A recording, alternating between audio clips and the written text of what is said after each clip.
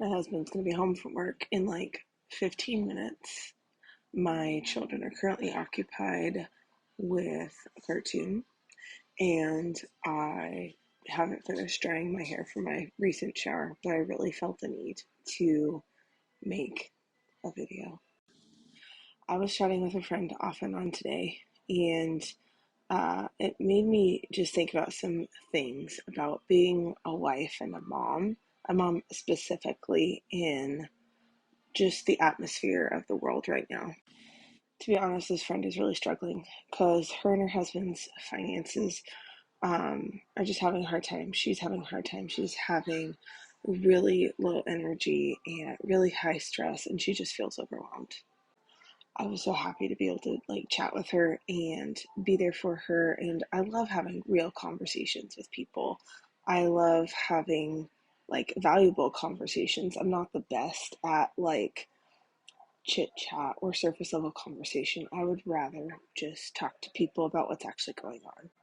However, it reminded me of how hard this last year was for no, this last 18 months uh, was for me since my husband and I moved from Washington State to Kentucky. Having small kids, being in a completely different part of the US. We were in a really tiny and cramped living situation. We didn't know anyone. We didn't have community. We were away from all of our friends and family. It was just so hard. Mentally and emotionally, I really struggled. I was not the mom that I wanted to be, and I was so stressed. But there was a couple of things I really learned during that time that I am grateful for. The first thing that I learned is a lot of things that we are taught to do as moms to manage our stress are actually hurting us. The second thing is that just because you're overwhelmed in your motherhood, it doesn't always mean it's your husband's fault.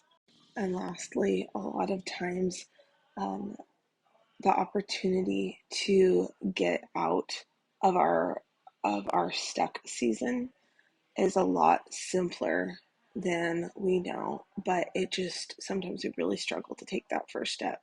Sometimes self no not sometimes most of the time self-care is not as glamorous as social media and consumerism will make you think that it is. Sometimes it's learning how to communicate, sometimes it's learning how to be content in the season that you're in, and sometimes it's something as practical as going to bed earlier, taking a walk, getting your water in. Comment down below if you want me to expand on anything that I've talked about in this short